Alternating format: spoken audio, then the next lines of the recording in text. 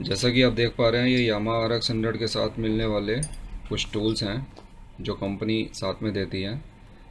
ये total 8 parts थे। इसमें 4 की हालत थोड़ी ठीक नहीं है, तो मैं इनको क्लीन करके दिखाऊंगा कि कैसे इनको मेंटेन किया जाता है। जैसे ये मैंने क्लीन किया है, ये ड्रिल मशीन के अंदर मैंने स्टोन बिट लगाई है, इससे इसको सारा कार्बन ये क्लीन करके चमकाएगी। उसके बाद मैं इसके साथ बफिंग भी करूँगा जिससे इसकी शाइनिंग आएगी। तो उसके बाद इसको मैं मेंटेन भी करके रखूँगा और आपको इस वीडियो के द्वारा समझा रहा हूँ कि किस तरह से आप इसको मेंटेन कर सकते हैं और कहाँ कहाँ ये यूज़ होता है, बाद में मैं आपको इस वीडियो में भी बताऊँगा। तो टोटल इसमें 8 टूल्स मिले थे, उसमें से मैं 4 ही भी क्लीन करके दिखा रहा हूँ, बाद में मैं आपको बाकी के भी दिखाता हूँ।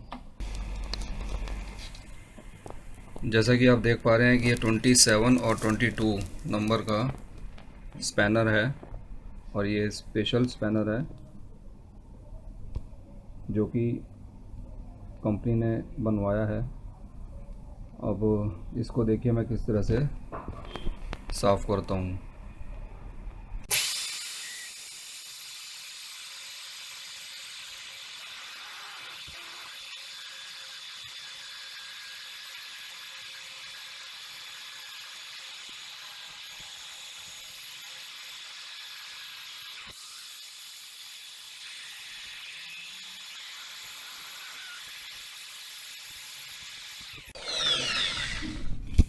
ये देखिए, लगभग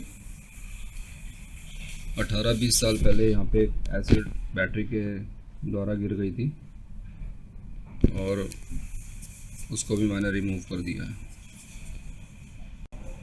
पहले एसिड वाली बैटरी आती थी, आजकल ड्राई आती हैं। तो ये टूल बैटरी के पास ही रखे जाते थे, इस वजह से कभी कभी ये एसिड के संपर्क में भी आ जाते थे, तो वो भी मैंने क्लियर कर दिया है। जैसा कि आप देख पा रहे हैं, ये अभी थोड़ा सा कार्बन लगा हुआ है इधर, ये इस तरह से साफ़ हो जाएगा।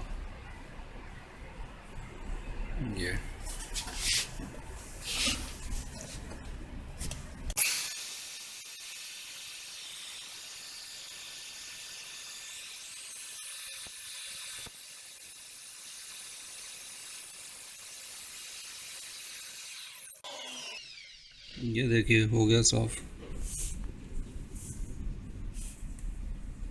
ये बिल्कुल साफ़ हो गया। ये थोड़ा सा रहता है, ये भी हो जाएगा अभी।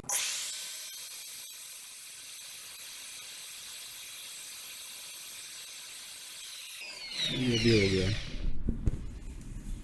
ये भी हो गया, पूरा हो गया।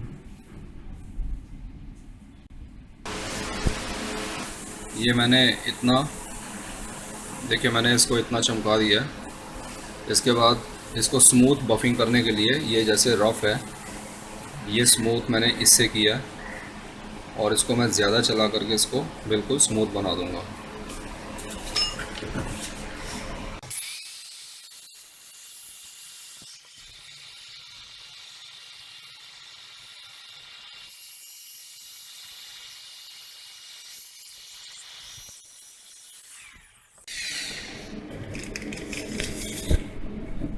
जैसे 27 लिखा है, इसके अंदर भी डस्ट पार्टिकल्स हैं जो कि मैं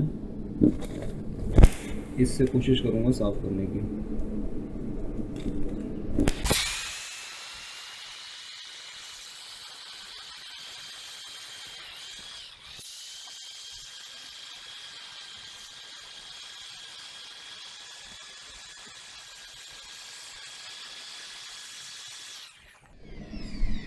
ये देखिए मैक्सिमम इसमें से निकल गया, जो काला काला कार्बन अंदर फंसा हुआ था इधर से भी। इस तरह से मैंने बिल्कुल साफ़ कर लिया है। ये इसकी अभी की पोजीशन है और अब देखिए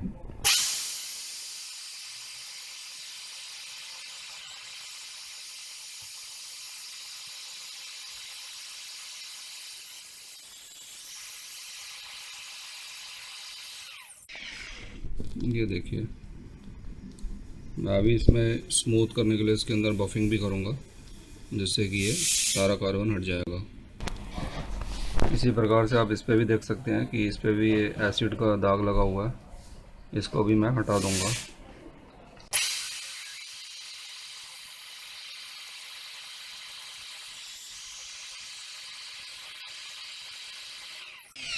ये देखिए हट रहा है। सिमिलरली ये एल की है।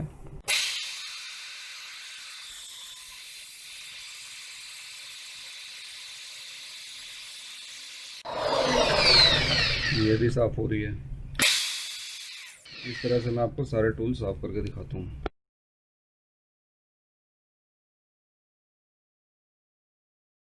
जैसा कि आप देख पा रहे हैं कि ये 7 प्रकार के टूल्स मैं आपको दिखा रहा हूँ। इनमें से एक टूल मेरा मिसिंग है, जो है स्पैनर, जिसका नंबर 8 और 10 नंबर था।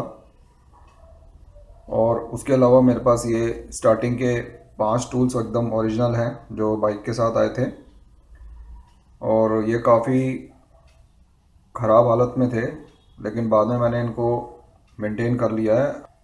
और इसके अलावा इसमें कंपनी ब्लैक कलर का स्क्रू देती थी, जो 2 in 1 ही होता था। ये भी 2 in 1 है। वो स्टार और माइनस वाला जो स्क्रू ड्राइवर था वो थोड़ा इतना स्ट्रॉन्ग नहीं था जितना कि ये तपारिया कंपनी का है। और प्लायर जो देती थी कंपनी, वो मैं आपको फ़ोटो के द्वारा बताता हूँ किस तरह का देती थी। तो उस प्लायर से भी मैं संतुष्ट नहीं था, लेकिन बाकी के टूल से मैं टोटली सेटिस्फाइड हूँ।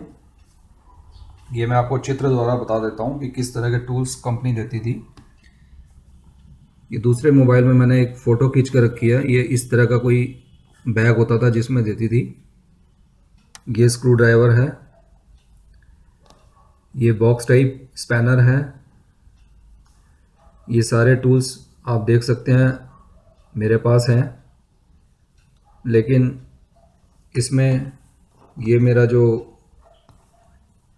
ये वाला जो स्पैनर है ये मिसिंग है, और उसकी जगह मैंने दूसरे स्पैनर रख लिए हैं। अभी मैं आपको दिखाता हूँ, लेकिन प्लायर का शेप इस कुछ इस प्रकार की होती थी। आप देख सकते हैं ये प्लायर,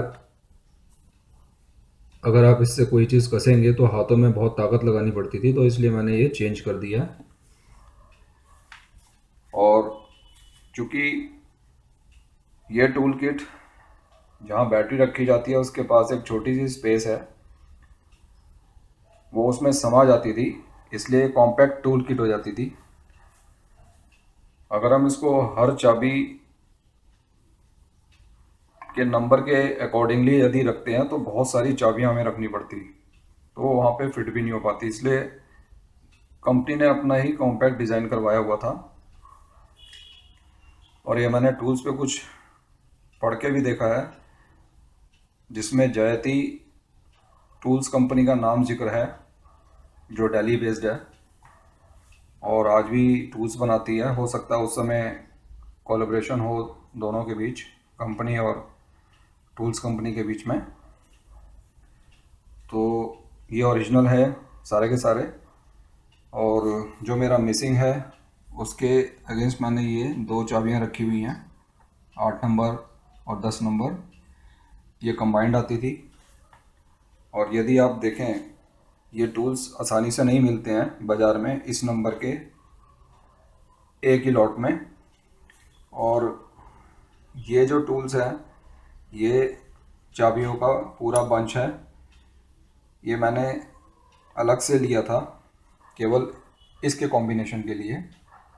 तो आप देख सकते हैं कि इन चाबियों में भी यह कंबाइंड नंबर नहीं है, तो इसलिए मुझे 2 रखनी पड़ी। तो इस प्रकार ये टूल्स अपने में स्पेशल हो जाते हैं, और कंपनी भी अपनी बुकलेट के अंदर इनको स्पेशल ही लिखती थी। ये देखिए,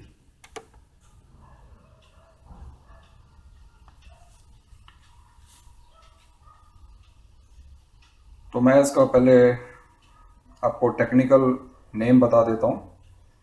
उसके बाद मैं आपको इसकी यूटिलिटी बताऊंगा कि ये कभी आप रास्ते में कहीं फंस जाएं तो आप बेसिक टूल्स के साथ यदि हैं तो अपनी बाइक को ठीक कर सकते हैं। और इसके अलावा यदि आप ओरिजिनल ओनर हैं तो शायद आपके पास ये किट होनी चाहिए, या यदि आप किसी से परचेस करते हैं तो आप उससे ओरिजिनल किट की डिमांड कीजिए। तो चलिए आगे वीडियो में आपको दिखा देता हूँ।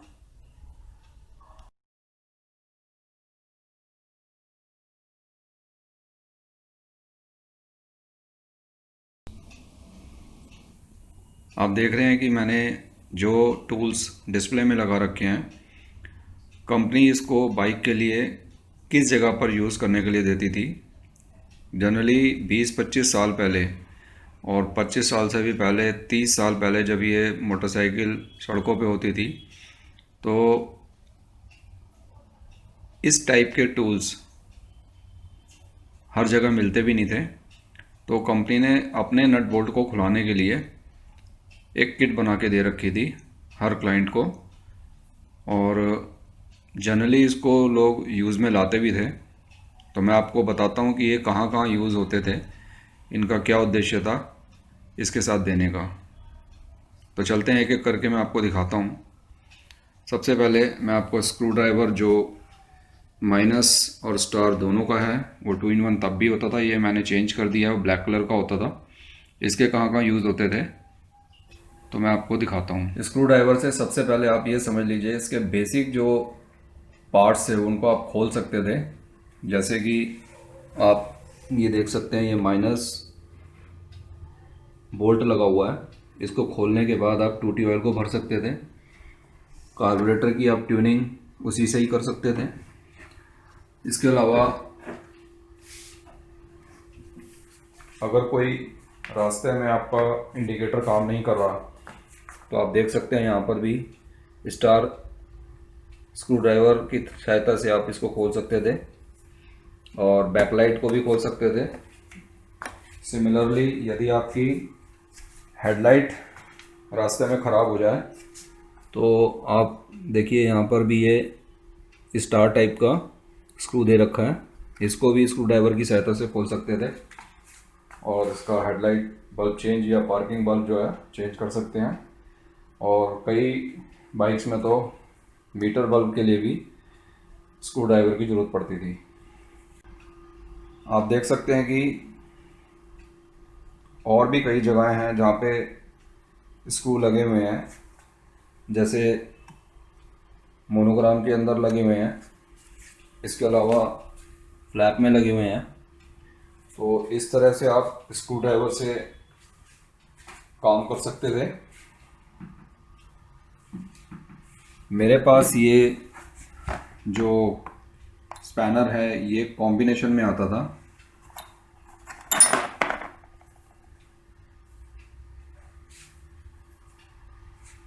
ये 8 नंबर का है और ये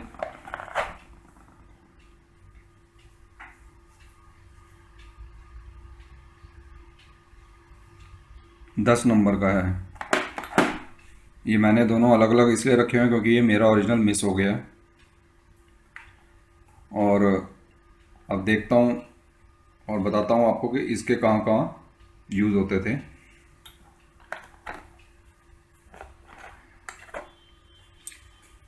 यदि रास्ते में कहीं चलते हुए आपकी चेन ढीली हो जाती थी तो आप यहाँ पे देखेंगे, ये देखिए 10 का लगा हुआ है, यहाँ से आप इसको टाइट का खोल के ढीला कर सकते हैं। और ये जो बड़ी की है, ठीक है, उसमें 13 नंबर और 17 नंबर दिया हुआ है। इसी स्पैनर से आप इसको लूज़ कर सकते हैं या टाइट कर सकते हैं। और इसके अलावा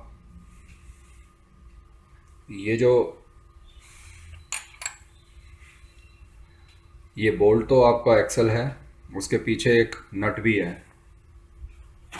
तो ये जो स्पेशल स्पैनर है उसको आप इसमें फिट करके देखेंगे तो ये देख सकते हैं आप, ये पूरा परफेक्टली यहाँ बैठता है। यहाँ से आप चेन को सेट कर सकेंगे। तो ये 3 स्पैनर देखिए इसमें यूज़ होते थे।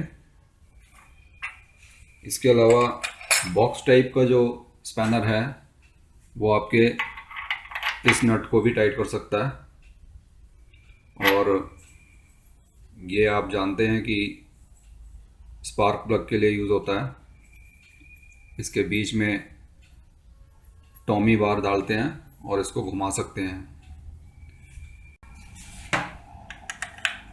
ये देखिए, ये पूरा परफेक्टली 10 नंबर की ग्रिप में आ रहा है। और यहाँ पर भी वही मोड है। इसके अलावा मेरी बाइक में तो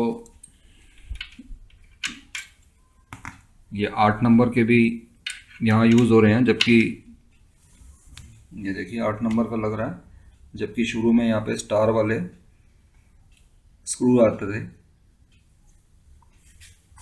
और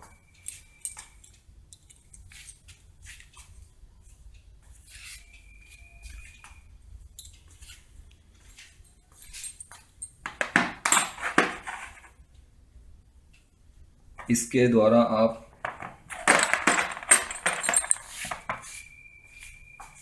ब्रेक्स भी टाइट कर सकते हैं, उसको सेट भी कर सकते हैं।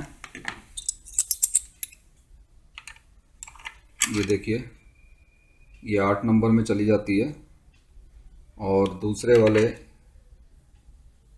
नट को हम प्लस से पकड़ के टाइट कर सकते हैं।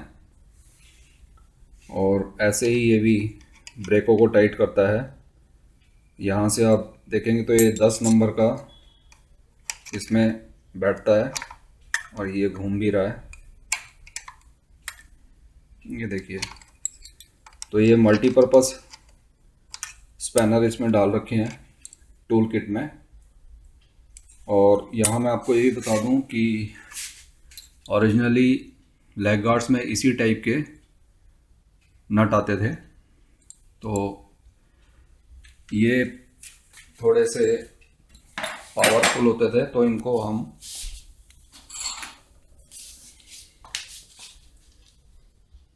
ये 13 और 17 नंबर का है स्पैनर। ये देखिए, अगर रास्ते में ये भी लूज़ हो जाए तो आप इसको भी टाइट कर सकते हैं।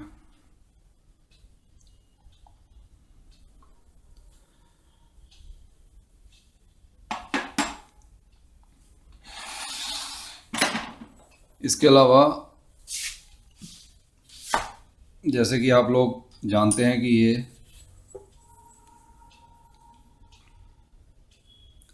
स्पार्क प्लग को खोलने के लिए है और ये इसको परफेक्टली ग्रिप में भी ले लेता है और इसको हम खोल सकते हैं।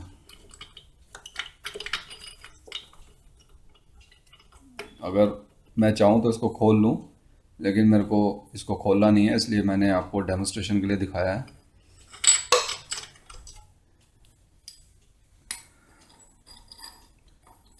और इसके अलावा ये अगर किसी मिस्त्री के पास नहीं होता था, स्टैंडर्ड रूप से तो ये मिल जाता है, लेकिन अगर शुरू में यदि नहीं मिलता होगा तो कंपनी ने इसीलिए इसको दे रखा था। ये बिल्कुल ही परफेक्ट इस नट पे बैठता है और इसको भी ये खोल सकता है। इसी प्रकार से ये पीछे के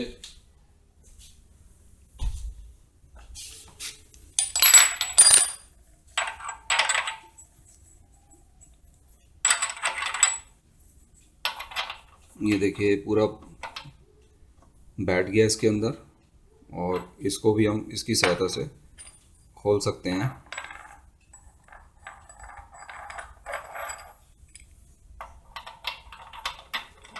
ये बैठ गया और यहाँ से हम प्रेशर डालेंगे तो ये यहाँ से खुल सकता है। और अगर दोनों साइड से अगर कोई ग्रिप चाहिए आपको ये देखिए 17 नंबर की चाबी इसमें पूरी अच्छे से ग्रिप कर जाती है। एक साइड से आप यहाँ से भी पकड़ के इसको खोल सकते हैं और उधर से आप बॉक्स स्पैनर को भी यूज़ कर सकते हैं।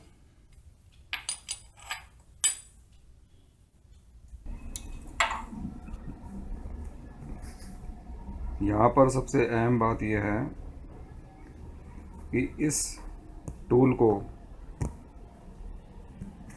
जिसको रेंच हेक्सागोन कहा जाता था या एल्की भी कहते हैं, किस लिए दिया जाता था? आप ज़रा सोचिए, ये क्यों दिया जाता होगा? इसका क्या यूज़ है?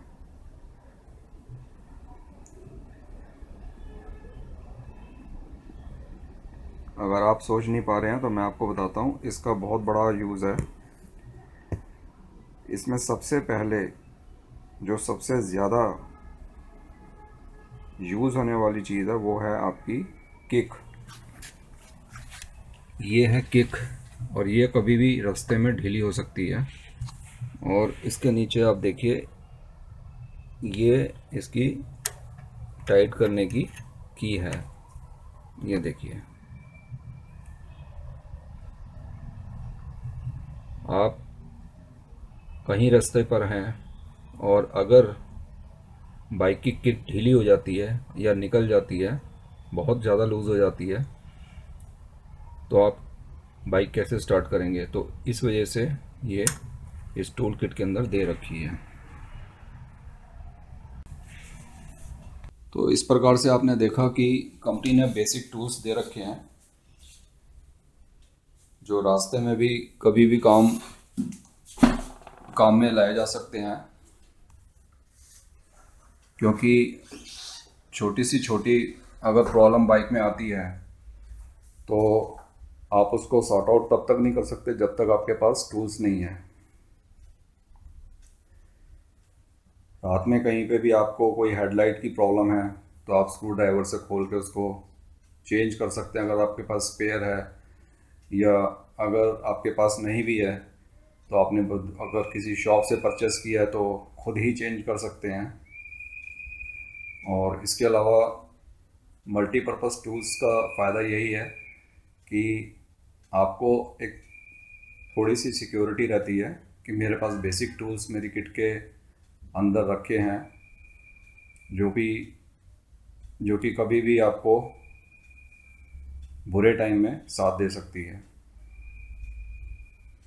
तो इस तरह से मैंने आपको दिखाया अपने एक्सपीरियंस के हिसाब से कि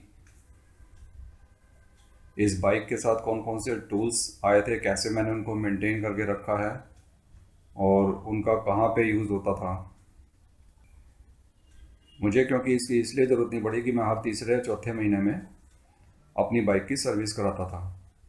यदि आपकी बाइक सर्विस की हुई है तो रास्ते में कभी भी धोखा नहीं देगी, और यदि नहीं की हुई तभी आपके टूल्स काम आ सकते हैं। और उम्मीद करता हूँ यदि आपके पास नहीं है तो आप बाज़ार से आप लेके अपने पास एक टूल किट रख लें, जिससे कि आपको कभी रास्ते में प्रॉब्लम ना आए। और इस वीडियो को देखने के लिए धन्यवाद। अगर कोई कमेंट बॉक्स में आप क्वेश्चन करेंगे तो मैं उसका इस विषय में जवाब दे दूँगा। Thank you for watching this video.